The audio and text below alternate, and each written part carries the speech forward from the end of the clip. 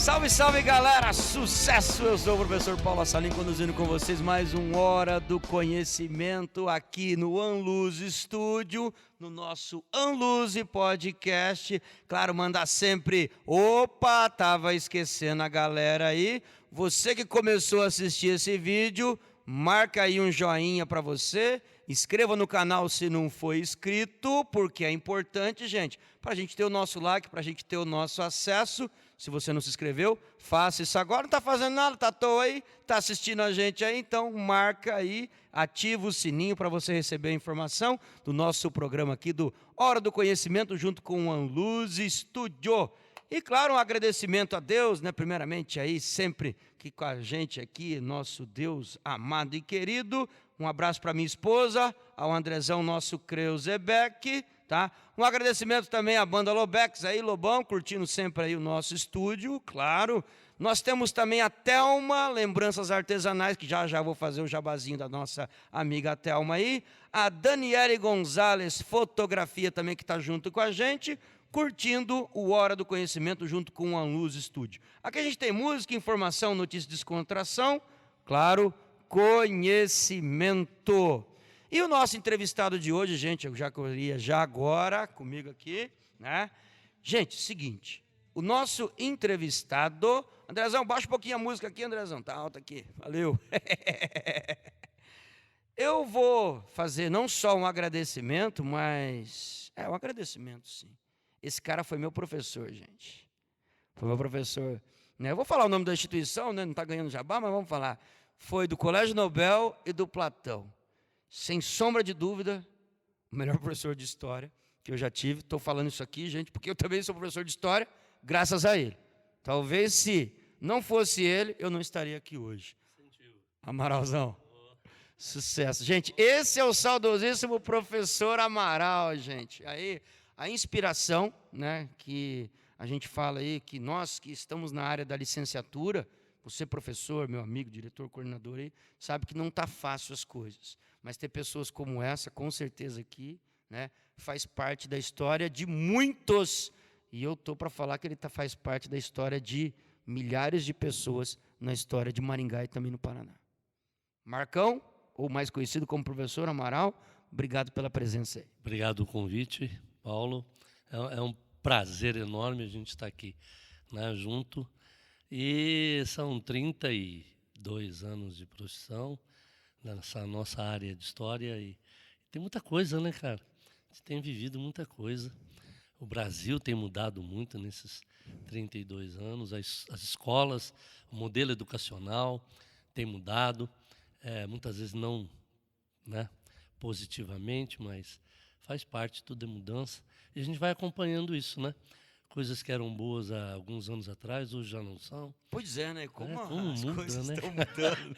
E Nós estávamos falando sobre isso aqui antes. E a gente... Aliás, já vamos fazer o jabá dele agora? Né?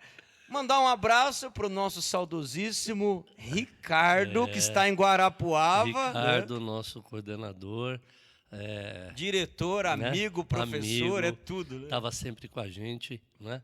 Sempre salvando os professores. O professor é funcionário de uma escola. Então, como todo funcionário, tem também, né, o seu lado profissional, tem o seu lado, né, às vezes, comete falhas. Né? E o coordenador, a função dele é sempre essa, intermediar aqueles que estão, né, na sala de aula, o professor, e aquele que é o proprietário da escola, ou, né, a direção da escola. E o coordenador tem esse papel fundamental. Ele é o amortecedor. Né? E o Ricardo fez esse papel de forma fantástica. Espetacular. Né? E vai deixar isso um legado, né, para quem trabalhou com ele. Um abraço, Ricardo. E a gente se encontra ainda, né? Só não prometo torcer para o Paraná Clube. Né? Ele é torcedor do Paraná torcedor Clube. fanático. Coitado, né, filho? Paraná Clube gente está boa, numa mas situação sofre, complicada. né, mas as coisas mudam. Basta lembrar o meu Botafogo, certeza. que é... Aí, né? ó, o Botafogo que estava ruim, né, né? sofrimento ali. E agora está aí numa quase década de escalada sofrimento, brincadeira, de desenvolvimento. Mas Um abraço. Um abraço para os Ricardo. torcedores do Botafogo também aí, né? O Também, Amaral também. aqui, ó, botafoguense. Mas viemos temos aqui no nosso bate-papo para falar sobre a história da imprensa brasileira. Ele que também é perito no assunto aqui, claro, professor de história, né, manja muitas coisas. Bom, primeiro, por que a imprensa no Brasil sempre passou por críticas desde o Império? É coisa complicada, né? A gente tem que avaliar a seguinte situação. Primeiro que a imprensa sempre teve muita ligação com a política, né? Desde o período anterior à nossa independência. Se voltarmos ao mês de janeiro de 1822, o nosso amigo José Bonifácio lança um decreto, uma lei complementar, no sentido de, pela primeira vez, cercear a imprensa, ou criar certos limites. Então, é uma situação que remonta a um período anterior à nossa independência. Nossa independência, que é datada de setembro de 1822, né, já teve, em meses anteriores, essa questão já bem detalhada, que a imprensa não poderia, em hipótese alguma, questionar determinadas coisas, porque vinha sempre aquele receio. A manipulação, será que é contra? né? Será que é a favor? Se a gente Né? pensar, né, voltar até um pouquinho antes ali, quando a família real vem, Sim, né, a importância, né, da da imprensa. imprensa régia, dos jornais que vão surgir. Para informar Sim, a corte. e informar aquilo que é necessário para o Estado. Sim. Né? Então, a gente tem um problema com relação a essa questão de liberdade de imprensa. Né? E é complicado a gente pensar nisso no decorrer da nossa história. Eu, particularmente, não vi essa imprensa livre até os dias de hoje. Não conheço em nenhuma etapa da nossa história essa imprensa livre.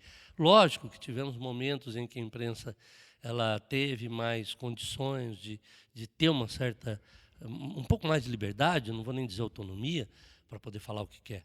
E teve momentos de maior rigidez, maior controle do Estado. Mas imprensa livre, isso para mim é uma lenda, né? Lenda urbana. Né? E a gente trouxe essa pauta aqui justamente porque, na atualidade, nós vivemos, né, os positivos, os contrários, né, gente falando bem, gente falando mal, mas esquece que por trás disso tem uma história. Sim, mas só terminando essa questão do Império, lembrar a figura de Dom Pedro I, a administração. Óbvio que é o nosso herói, a gente não, né? O Brasil tem uma certa dificuldade de ter heróis, né? Então a gente tem um herói, ele tomou uma iniciativa, poderia ter dado tudo errado, poderia ter sido responsabilizado por uma ação revolucionária, foi corajoso, beleza, ótimo, mas deixou um governo trágico. Foram 9 anos terríveis e algumas questões bem peculiares, como o assassinato de Líbero Badaró, né, jornalista, crítico, que até hoje, né, não tem explicação. Os problemas de saúde, psicológico, influencia tudo. Quer dizer, a imprensa está ali, ela está noticiando, e você tem um governo recém-formado, né, com relação a esse primeiro império, e tentando de todas as formas manipular. Né? É típico de ditaduras, né? E aí você tem, né, as coisas acontecendo, né? A imprensa tentando, na medida do possível, fazer, e, claro, aquele que está no poder vai tentar. Se falar de primeiro reinado, é falar de poder moderador. Poder moderador, um quarto poder, quer dizer, concentra poderes na mão de Dom Pedro, é ditadura. Você tem, né, nomes, você pode dar outros nomes, mas são ditaduras. E é interessante, depois que ele fecha o Congresso lá em 1823, ele comunica à população, na imprensa, que ele ia fazer uma Constituição mais liberal do que a Constituição de 23. Mas para isso a imprensa serve. Para esse momento, a imprensa servia para tentar, né, noticiar e tentar apaziguar a situação que realmente estava complexa. Né? Tinha gente ali jurando que não ia sair da sala da Assembleia, noite da agonia, daqui não sai, daqui ninguém me tira, estava meio complicado. Então, a imprensa, nesse momento, ela vai servir o Estado, vai servir para tentar amenizar a situação. Bom, legal, é isso aí, né? Enfim, se você tiver alguma dúvida, mande no nosso WhatsApp, aqui direto na Anluz Estúdio, 997075040. Aqui o Andrezão vai estar respondendo alguma coisa para vocês. Podem mandar suas perguntas, suas dúvidas. E, claro, né, se você precisar de edição, mixagem, masterização musical, produção de jingles, produção de trilhas e vinhetas, é só falar com o nosso Creuzebeck aqui. E, claro, o nosso convidado de hoje, Gente, eu fiz errado. O convidado aqui escolhe a música. Aí, como o Amaral participou do meu programa lá atrás, eu peguei uma música que ele já tinha escolhido. Nossa, tem muita coisa boa aí, né? É rock. É rock, hein? Com Ô, certeza claro, é coisa rock. boa. É. Então, Eu sou muito eclético com relação à música, né? Minha filha vive na música, né? Meu filho também, minha esposa adora, a família gosta. Meus parentes, eu vi um vídeo já essa você vai semana, falar dos família seus parentes. Scramin, primeira banda de Maringá, quer dizer, a gente aprendeu, né? Cresceu com música, mas o Ó, rock, tuc, tuc, tuc, o tuc, rock, o tuc, tuc. coração acelera. Não é rock, é rock. Quem tá no meio, Mas, quem ó, aprendeu a curtir, o não pessoal que está em esquece. casa, ele falou da família dele de músicos. Anos atrás ele mostrou um quadro da primeira banda maringaense e eu falei para ele, doa para o Museu da Unicesumar. Eu Sim. estive com os alunos no Museu da Unicesumar agora, na terça-feira, e eu comentei com os alunos, ó, falei para o Amaral doar, ele não doou o quadro da família dele para cá. Eu vi enfim. um documentário de um programa de um amigo da Maringá Histórica. Maringá Ele fez um programa, né? Inclusive mandou essa semana sobre as bandas de Maringá. E aí? E ressaltando a banda Scramin, minha Legal, banda família Scramin. por parte de mãe, né? Então vamos de Muito música, a galera que está em casa aí curtindo. vai o rock, ó, lá vai o show rock. de Creed. Vamos lá.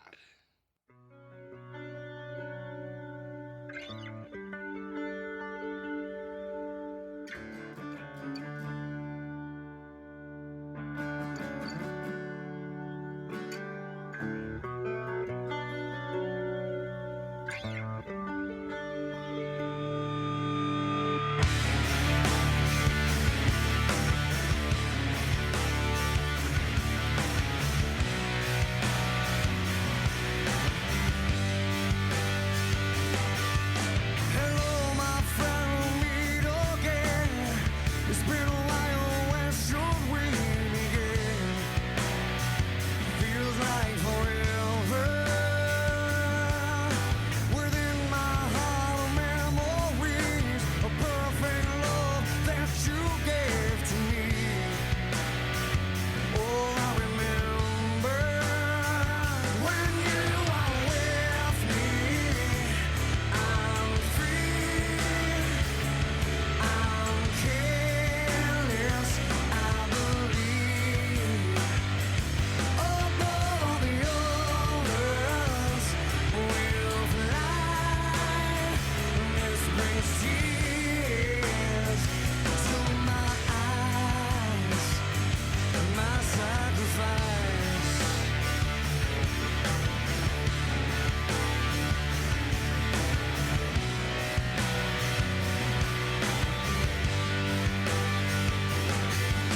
We've seen our share of ups and downs. Oh, how quickly life can turn around in an instant.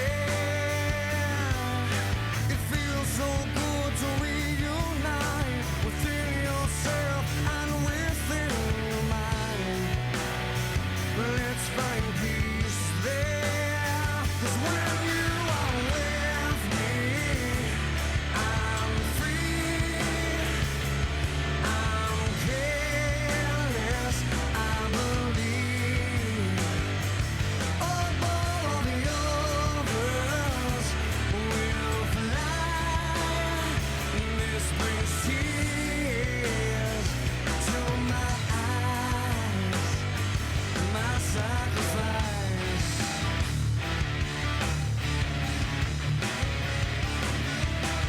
I just want to say hello again.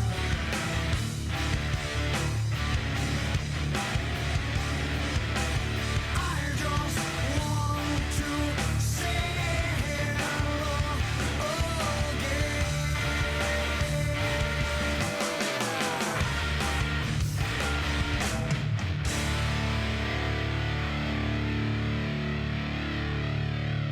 When you are with me, I'm free, I'm careless, I believe.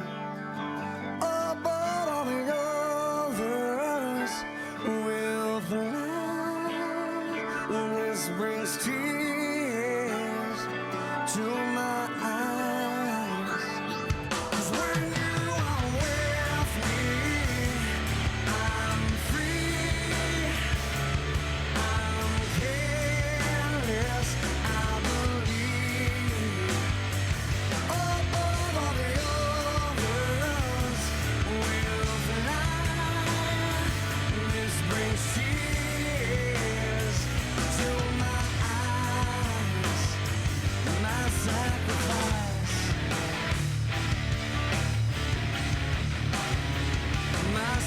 sacrifice.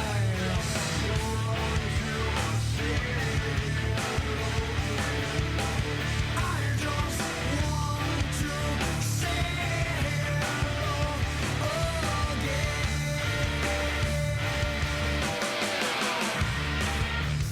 My sacrifice.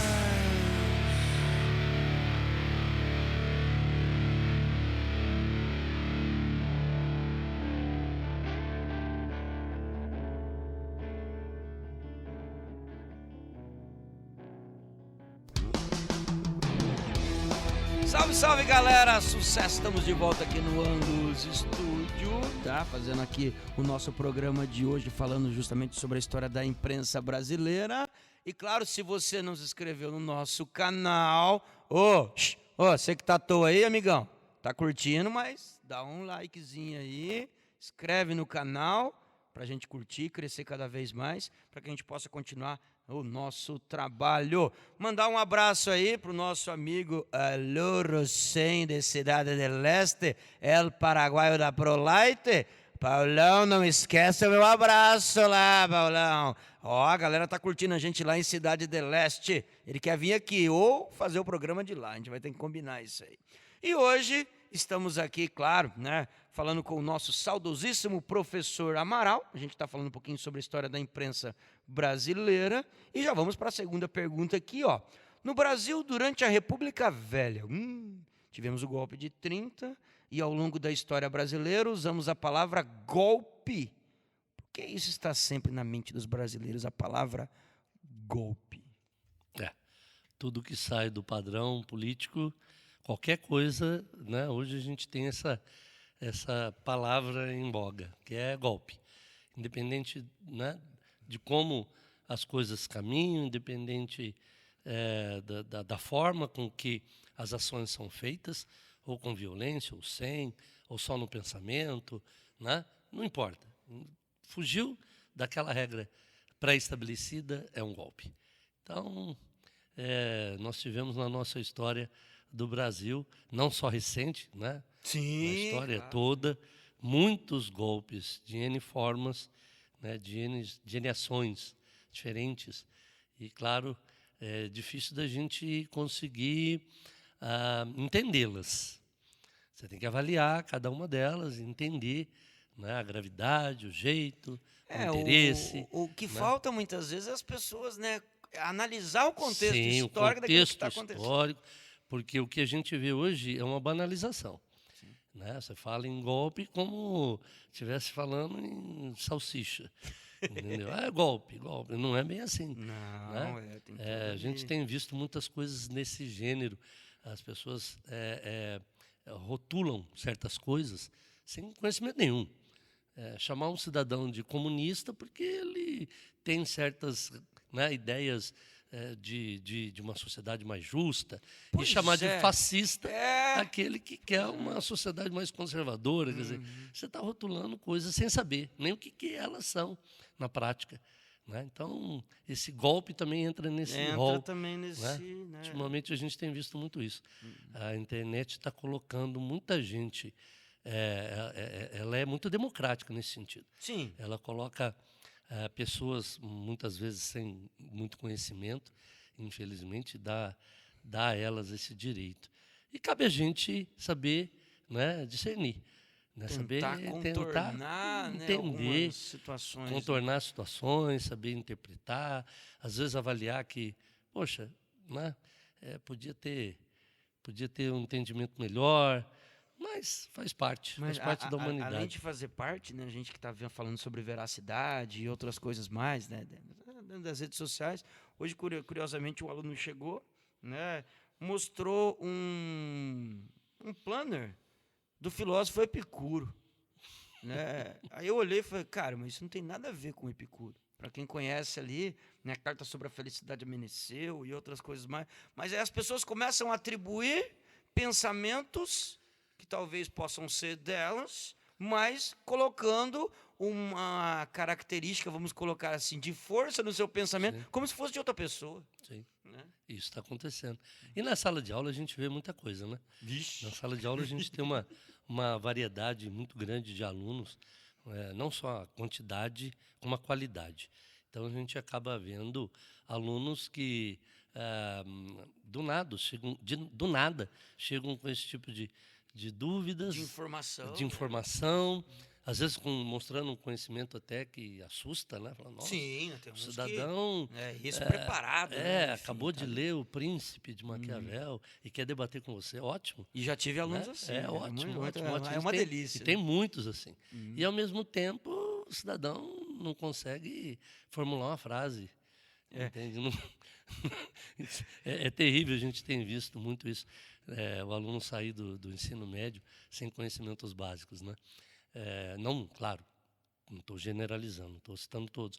Mas é incrível, um aluno sai no terceiro ano do ensino médio e não sabe regrinha de 3, e não consegue, né?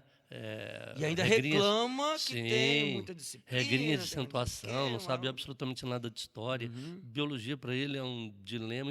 Física, então, né? A química Coisa deixa do de lado. demônio. Química deixa de lado. Quer dizer, um aluno terceiranista. A gente trabalha com esses alunos, né, nessa faixa etária, a gente tem visto isso. É uma disparidade muito grande entre eles. Alguns surpreendentes para o lado positivo do conhecimento e outros, né, sem Mas conhecimento nenhum. um caso interessante você falando sobre, né, alunos que se destacam, quando você falou de Maquiavel, eu lembrei agora, um abraço para o meu ex-aluno Gabriel Sanches. Quando ele estava no 9º ano, ele sentava na primeira carteira ali. E ele é excepcional até hoje, enfim, um cara fantástico, cara, porque já é barbado já, né, já há muito tempo.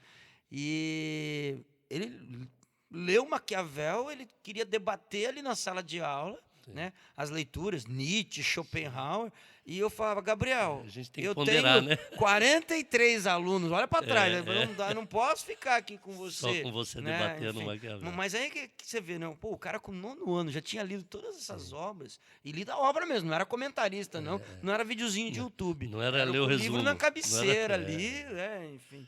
E são experiências como essa que faz o nosso trabalho ser valorizado. Sim. Enfim, é bacana.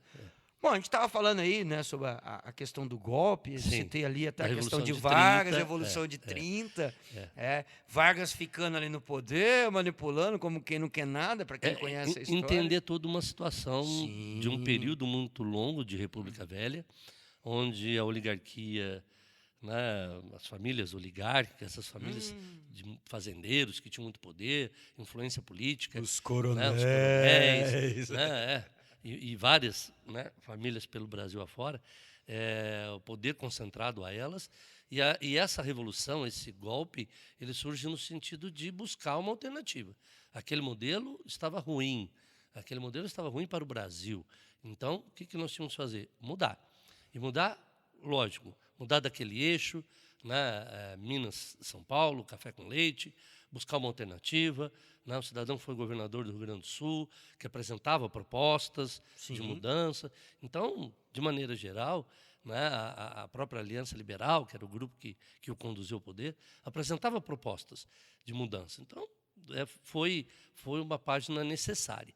Agora, é claro que Tem entregou as fraudes eleitorais Sim, ali. sim. Mas assim, você entrega o poder para alguém e aí com o tempo você vai percebendo. Tanto que esses 15 primeiros anos do governo de Getúlio... Só 15, né?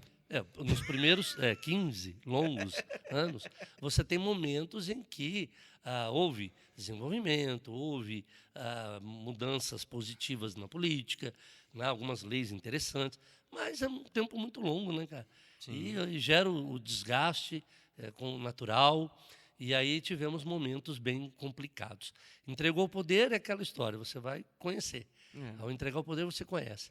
E a partir de 37 fica bem claro, bem evidente, né, a partir do golpe de 1937, onde a Constituição de 1934 é rasgada, o cidadão apresenta uma Constituição que foi uma cópia de uma Constituição ditadora polonesa, Outorgada, a polaca, né?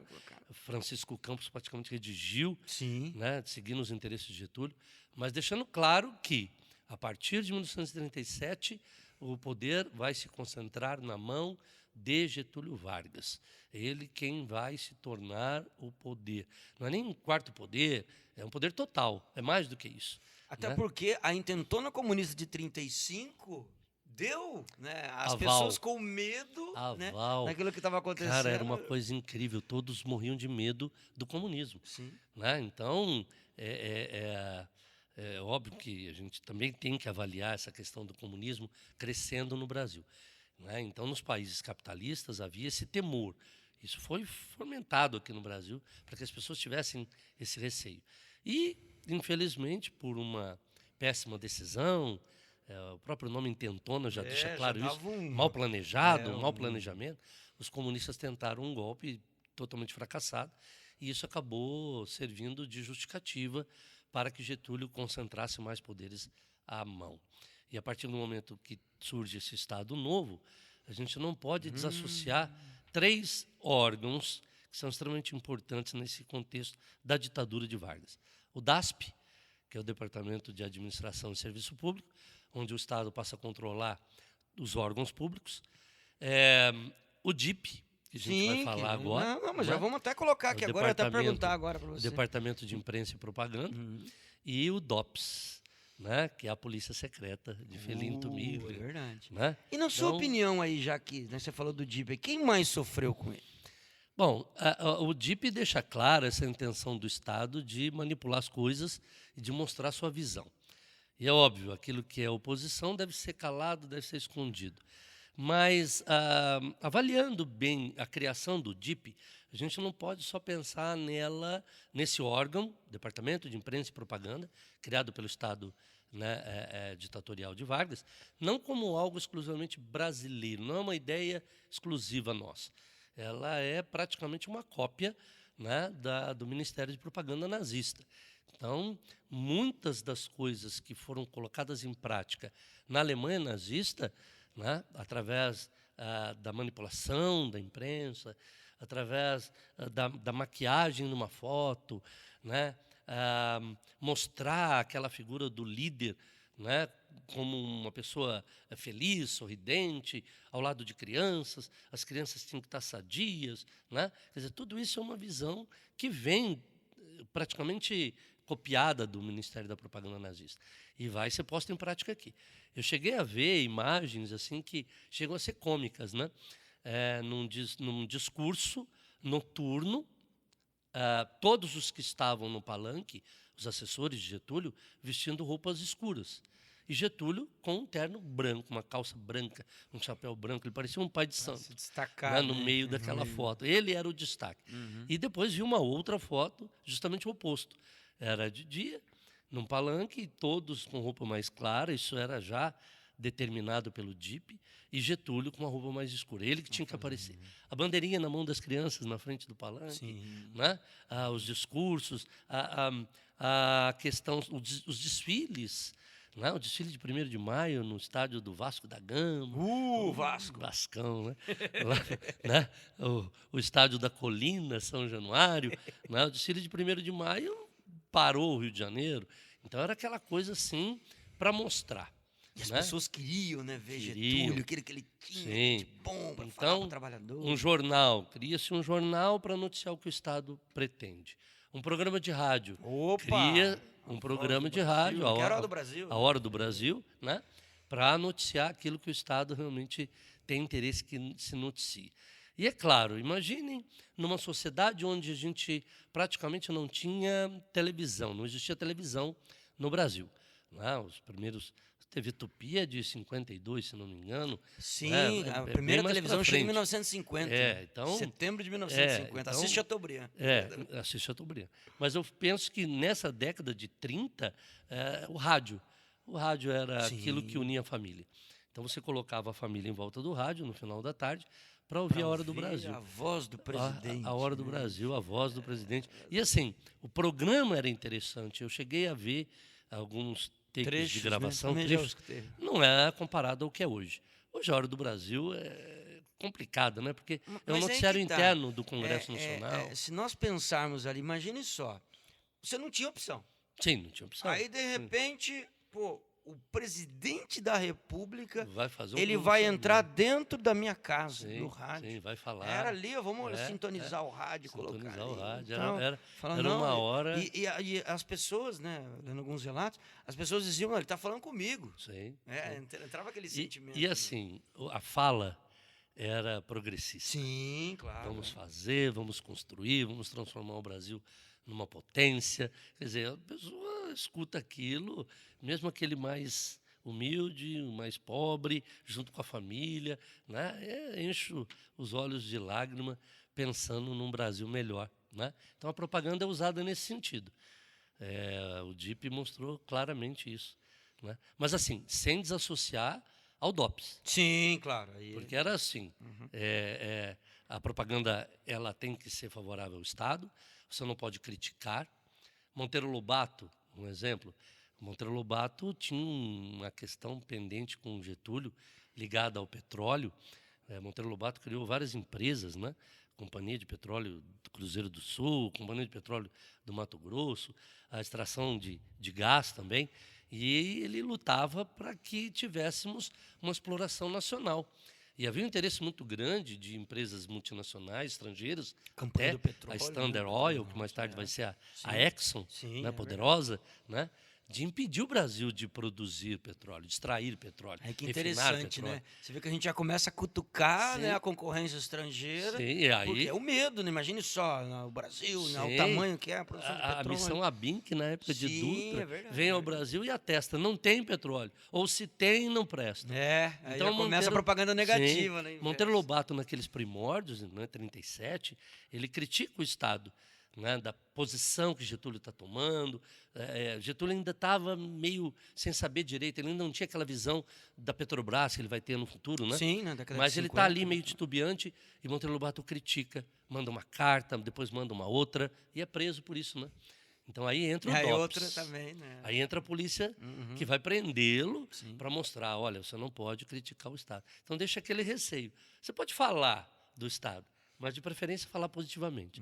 Né? E eu acabei citando ali, né, a campanha, claro que vai vir, né, depois nos anos 50, a campanha do petróleo, e a Petrobras de 1953, quando ela foi criada, hoje, me corrijam aí, mas se eu não me engano, é uma multinacional que está em 28 países. Sim, tem em vários lugares, com certeza.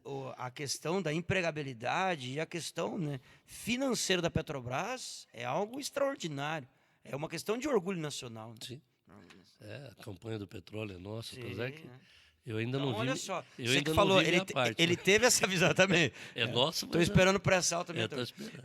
Mas você que citou, né? Enfim, você citou anteriormente ali, que é a visão de que lá na frente poderia ter. Poderia. E olha o que virou, né? Essa visão de Getúlio lá atrás. Né? Enfim, Mas quando a gente fala de imprensa, nessa época do Estado Novo, a gente tem que avaliar essas ações. Né? Você vê que foi tudo muito planejado, nos mínimos detalhes. Você criar um programa de rádio, criar um jornal, né? As notícias eram acompanhadas, aquele que escreve, aquele que sai da linha tem que ser punido imediatamente. Né? Graciliano Ramos, Sim, verdade. Monteiro verdade. Lobato, prender todo mundo. Né? Falou que é comunista, então aí é um perigo danado. Né? Mas assim, é um papel desempenhado na época. Lembrando sempre, esse período em específico, o Estado Novo, é uma ditadura. Ditadura de 37 a 45. E só nas ditaduras que a gente tem. São os piores momentos quando a gente fala de liberdade de imprensa. Não existe momento pior na nossa história comparado a esses momentos. Esses são os piores. Você faz uma avaliação em todas as épocas em que tivemos ditaduras, disfarçadas ou não, né? Você tem a perseguição à imprensa livre. Então, por isso que eu acho muito difícil a gente, né, entender essa imprensa livre ou buscar na nossa história momentos em que ela realmente esteve livre. Estava livre. Né? Realmente esteve livre. Bom, é isso aí. Amaral, como sempre, né, brilhantemente conduzindo aqui. Se você tiver alguma dúvida, mande aqui no nosso WhatsApp. Se você quiser contratar o Anos Estúdio, aqui 997075040. Fala com o nosso Creuzebeck e o Andrezão, que ele vai estar aqui disponível para você tirar todas as suas dúvidas. E como de praxe, né, eu disse anteriormente, o nosso convidado aqui escolhe a canção. Patrick Hernandez? Você tem uma história dessa música, não tem? Outra vez eu lembro que você comentou alguma coisa. Cara, isso aí é som das antigas, né? A gente realmente gostava muito de falar Então, pra galera dos bailes da vida aí, das discotecas. Oi. vamos ao som de Patrick Hernandez. Já já a gente volta. Só vai tomar uma aguinha ali, é VaptVupt. Alive,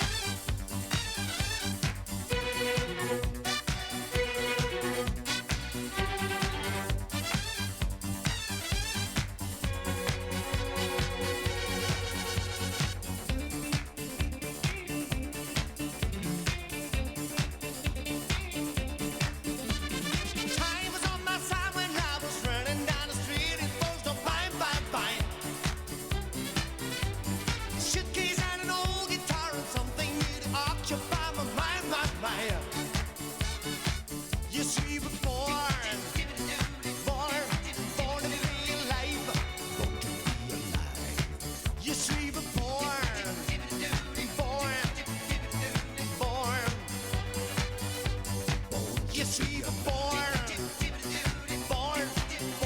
be alive. Yes, we were born, yes, we were born to be alive. Yes, we were born to be alive. Born to be alive.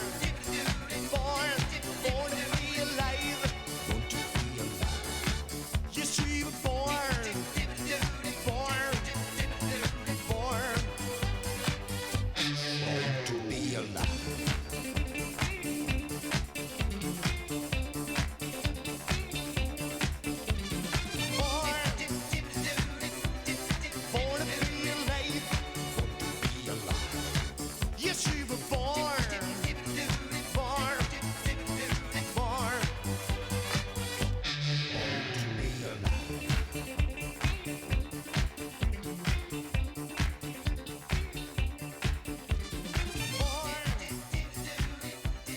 Born to be alive.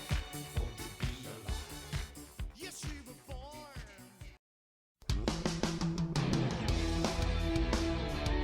E aí, galera, sucesso! Estamos de volta aqui no Luz Estúdio, no nosso Hora do Conhecimento, né? Brincando aí, aqui não é o ET Bilu, mas a gente fala muito de conhecimento, já que foi orientação dele. O Horinha está aqui como testemunha, já vou comentar um pouquinho mais sobre ele.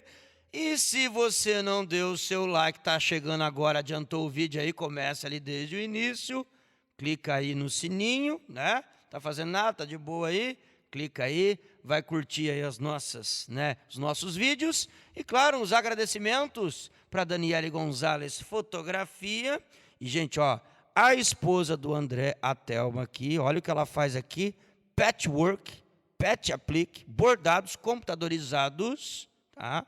Já vou falar um pouquinho mais sobre ela aqui, que é caprichado para quem curte essa área aí de lembranças artesanais, beleza? Um abraço de novo aí para o nosso amigo Lobex. Tô com o Amaral aqui, tá? A gente está falando sobre a história da imprensa no Brasil e, claro, né, para a gente chegar aí, como que você vê a imprensa hoje? E você, como um grande professor de história, como é viver na era das fake news? É complicado. É uma boa pergunta. Pergunta de $1 milhão, Essa né? é válida mesmo. Essa é. A gente só não vai receber. Mas vai. Fake news, cara. Ao meu ver, é uma grande bobagem. Vou criar uma celeuma agora. Uma Sim, grande não, bobagem. vai a pulga atrás da Por quê? orelha. Porque é uma grande bobagem. Porque entendo que nós já temos, já de muito tempo, uma legislação que efetivamente combatia, condenava,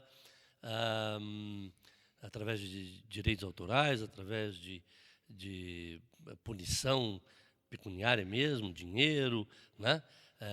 Quando você cometia, quando você produzia uma notícia, né? E essa notícia era falsa. Então, era uma coisa que a nossa justiça sempre trabalhou. Nossa justiça sempre teve formas de coibir. Mas, de repente, as coisas se alteraram de uma forma que é difícil até de entender, né? Com esse volume da imprensa, e surgiu essa ideia de que tem que se combater a fake news. Bom, primeiro, você tem que partir do pressuposto de o que é a fake news. Quem vai decidir, né, o que é fake news? De repente, né, pode ser uma questão de visão. Para uns, diferente de para outros, né? Então, é muito complicado, nós estamos vivendo momentos muito difíceis nesse sentido. Então, para mim, entra naquela história da lenda urbana. Está se criando uma lenda. Né? De repente, aquilo que não te interessa vira fake news. E aquilo que te interessa, não. Opa, isso é uma notícia verídica, está tudo confirmado, muitas vezes sem confirmação nenhuma, muitas vezes sem critério nenhum, com avaliação muito superficial, e o cidadão afirma assim categoricamente, como se tivesse, né, dados, né, estatísticos assim. Não, ele cria um discurso, né? Cria um discurso, né, e é assim, é assim, é assim. E a gente fica aqui, né, no meio do caminho, né, ouvindo essas questões. Eu acho muito perigoso, porque desde o começo nossa conversa hoje, Sim. a gente Isso está aqui é uma tentando, conversa, é uma né? conversa, Não né? é? Lógico. A gente está tentando mostrar isso. É muito perigoso você associar a imprensa a ditaduras. Muito perigoso, não é? Eu fico imaginando como é que é a imprensa na Venezuela hoje, né? O que os nossos queridos jornalistas estão falando lá Sim, é do verdade. governo, né? E em outros países do mundo que a gente percebe claramente que não há nenhum tipo de liberdade nesse sentido de poder se expressar. Mas a questão da fake news, acho que entra em torno disso. A gente tá criando um monstro, né? Tá fazendo essa questão como uma questão de suma importância, e eu já entendo que já existiam mecanismos para contê-la. E se você me falar, mas as leis eram brandas, às vezes o cidadão cometia uma falha dessa, falava uma fake news, não é? Tudo bem, aí a gente tem que corrigir Aí entra a as fiscalização, leis. né? Aí a gente tem que ter uma lei mais específica. Agora, dar poder para alguém, para que ele decida o que é fake news ou não, de acordo com o interesse dele. E é claro, público e notório, o cidadão tem um direcionismo político já definido. Aí a brincadeira fica meio sem graça. A gente vai ficar assim, nessa brincadeira meio sem graça por muito tempo, infelizmente. É triste, né, nós pensarmos, né, a forma como uma pessoa pode, né, estragar todo, né, um sistema, aquilo que foi construído, Sim. né? Se nós pegarmos aí a nossa Constituição, né, Constituição Cidadã, 1988, ela fala sobre a liberdade, né? Ela fala sobre o direito de ir e vir, só que temos direitos e também temos deveres. Então, a que ponto vale a pena abrir mão da nossa liberdade, desse direito de ir e vir, sabe, dessas questões que, puxa, na história a gente vê tanto, né? Declaração dos Direitos do Homem e do Cidadão, né? Alguns itens lá do Código Civil Napoleônico, a nossa Constituição, as constituições que a gente teve no Brasil, né? As constituições de outros países, Estados Unidos.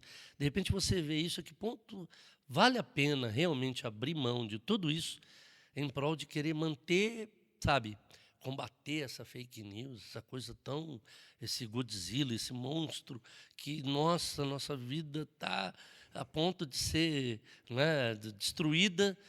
Eu acho um exagero, entende? Que a gente precisa ser comedido, né? A gente tem que ir devagar, como disse e ressalto, a nossa jurisprudência, a nossa lei já tinha, né, conceitos, regras para combater. Eu acho que está um pouco exagerado, né? Pelo que a gente vê por aí, a questão das fake news ela é um pouco exagerada. Precisa ter um pouco mais de parcimônia nessas avaliações. Eu sei que é difícil, né, você ter isenção. É verdade. Pedir isenção é uma coisa muito complicada, muito complicada. Mas eu acho que o Estado tinha que estar um pouco distante desta avaliação. Não é o Estado que tem que entender o que pode ser noticiado ou não, o que pode ser visto ou não. Verdade. É a sociedade. É a A sociedade. sociedade que vai perceber que aquilo está incomodando. Como certas coisas, um Com os exemplo... nossos representantes, né? Porque você dá essa credibilidade para o representante político. Sim. Né? Enfim. Mas eu falo assim, tem certas coisas que a sociedade descobre que está incomodando, entende? Na minha adolescência, era comum ver os Trapalhões naquela brincadeira, né? Pesado, se a gente pensar nos dias de hoje. Assim, na época, eu como adolescente, eu achava aquilo natural. Hoje, já vendo aquele tipo de ação, de brincadeira, né, que para a época era brincadeira. Como muda, né? Hoje, para mim, incomoda. Entende? Para mim, incomoda. Como para a sociedade, de maneira geral, incomoda. Né? Certas brincadeiras, certas discriminações, né? Não só racistas, mas em todo sentido. Sim, né? sim. Questões religiosas, questões políticas, eram tratadas com certo exagero. Né? Sim, verdade. Então, a gente precisa evoluir. Mas quem que vai evoluir? A sociedade. A sociedade percebe, a sociedade age, não é o Estado que vai, apesar da existência da lei. A lei tem que estar ali, a lei tem que dar o suporte. Mas a sociedade como um todo, ela percebe isso, que aquilo está errado.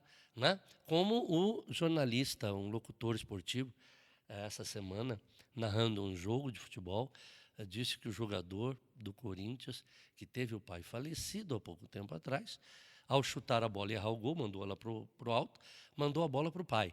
Quer dizer, um comentário É desnecessário, né? absurdo. Quer dizer, você não precisa ter mais de 2 neurônios para entender, Sensibilidade, né? né, que aquela situação foi ridícula. Né? Tanto que o próprio narrador logo depois pediu desculpa. "Ó, a gente esquece, eu falei besteira." É. Né? Porque ele mesmo entendeu, todo mundo entendeu, mas aí criou-se, vamos cancelá-lo, Punir, né? vamos puni-lo. Né? Quer dizer, a gente precisa ter cuidado com essas coisas. Eu só ressalto que essas situações, a sociedade ela é capaz. Eu ainda acredito muito nessa sociedade capaz de entender o que é bom, o que não é, né? Ela não precisa ser forçada. É aí que eu quero chegar. Sim. A sociedade não precisa ser forçada. Olha, isso aqui não pode ser visto. As coisas vão acontecendo Olha, de uma isso aqui- forma orgânica, natural, as coisas vão Natural, mudando. não é? Né? Você sabe o que percebe, é. Opa, Você ali sabe- atrás estava errado, Sim. vamos mudar agora. Na minha percepção, e eu acredito que de muita gente, eu sei o que é o humor negro. Entende? Eu sei o que é. Se eu quiser assistir, cara, Sim. não é? Desde que esse humor negro não vá ser postado para que todos possam ver, porque existem crianças, existem faixa etária de idade que não Sim. saberão entender. Então existem essas regrinhas Por que isso têm que que ser tem respeitadas. a O horário, a classificação faixa etária, indicativa, né? classificação Sim, indicativa, tudo isso é perfeito e tem que ser mantido. Agora, você não pode proibir de existir. Eu não posso chegar e mandar prender todos os comediantes que optam por essa comédia negra. A comédia, ela tem as duas linhas, né? Sim. Enfim, E- há o cara que sente feliz, né, Sim, pela piada e aquele que é o injustiçado. Eu, particularmente, não gosto. Não. Né? Minha natureza. Mas eu sei que tem gente que gosta. Como tem gente que gosta de Ultimate Fighter, Sim. né? Eu, particularmente, não gosto. Quer dizer, É. pelo fato de eu não gostar, eu não vou proibir a luta. Eu não vou proibir o cidadão de falar. Sim. É aí que eu quero chegar, é aí que a gente tem que bater. Esse é o ponto que a sociedade está esquecendo um pouco. O direito do indivíduo, o direito dele existir, dele pensar. Se ele não pensa igual você, né, ele tem o direito de pensar. Você não é obrigado a conviver com ele. Ele tem o direito de falar, ele tem o direito de se expressar como a gente está fazendo aqui. Né? Você não pode, de repente, ser proibido de postar um programa como esse. Sim. Né? Né, Já imaginou, enfim. cara? Até porque a gente. Aqui o papo é aberto, né? Sim, Enfim, sim, não tem restrições, não tem ideologias. Porque eu acho que o conhecimento ele tem que. Mas mesmo Está, que tivesse né? ideologias, a gente estaria dirigindo para um público específico. Sim, exatamente. Aqueles que vão gostar e aqueles que vão se sentir ofendidos. Não né? é o nosso caso. No nosso caso, a gente está aqui para debater, para conversar, para falar, né, de história. E eu acho Sim. que é o nosso caminho. Que é o nosso entendeu? caminho, E a gente tem que ter essa liberdade. Eu acho que o essencial da nossa discussão hoje, a palavra que tem que ficar em primeiro lugar é liberdade de expressão. Já que a gente está discutindo imprensa, está falando de DIP, está falando, Sim. né, de ditaduras, e a gente tem que ter liberdade de se expressar. Né? Pensar e falar. Se você gosta ou não, é outro problema. Você tem que ter liberdade de falar. Esse é o conceito primordial para se Bom, viver pessoal, em sociedade. Estamos chegando Isso ao aí, fim. isso aí. Agradecimento ao nosso convidado de hoje, como eu disse, o ilustríssimo professor Amaral. Todo mundo que vem aqui ganha uma lembrancinha da Nossa, ainda Thelma. tem preço. E eu peço desculpas aqui, gente. Os outros programas eu não falei, né? E o André me cobrou aqui, ó, fala do artesanato da Thelma. O Nossa, presente obrigado. está dado, o recado está Legal. dado também. Né? Ninguém sai daqui sem ganhar o nosso Sempre presente. a gente. É, exatamente. Obrigado, Amaral, Paulo. Um abraço, quer cara. agradecer alguma coisa aí para alguém? Como é que tá aí? Obrigado. Gente, fantástico. Eu espero que vocês tenham gostado e, lógico, não pode esquecer de dar o cliquezinho ali, né? Dar um joinha, porque são programas assim que a gente precisa. A gente precisa de ter coisas de qualidade. Isso aí. Quanto mais coisas de qualidade, melhor. Né? Melhora o conhecimento. Melhor o conhecimento. Né? Beleza, um abraço a todos. Então Tchau, tá, tchau. gente, a gente vai ficando por aqui. Né? Qualquer dúvida vocês podem mandar no nosso WhatsApp aqui direto do estúdio, 997075040. 997075040. Um abraço também para o Rodrigo Galhardi, opa, estou errando o nome dele, lá de Nova Esperança. Está curtindo aí, ele mandou uns recadinhos, mas eu não vou ler aqui, senão, né, o ouvinte não pode, né? A censura proíbe. E, claro, né, vamos de música. O Amaral escolheu mais um aí para nós encerrarmos. O rock and roll, né? Gente, vamos de música. Fiquem com Deus. Abraço. Até a próxima. Tchau.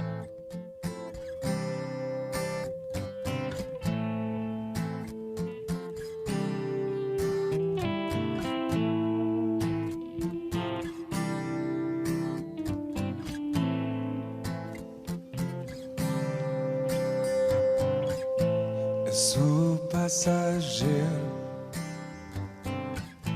errado sem parar. Eu rodo pelos subúrbios escuros e eu vejo estrelas saindo no céu. É o claro e o vazio do céu, mas essa noite tudo soa tão bem.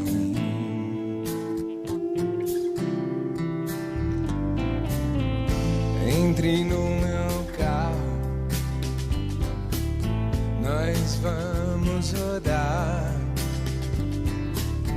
Seremos passageiros à noite e veremos a cidade em trapos e veremos o vazio do céu sob os cacos dos subúrbios daqui. Mas essa noite tudo soa tão bem.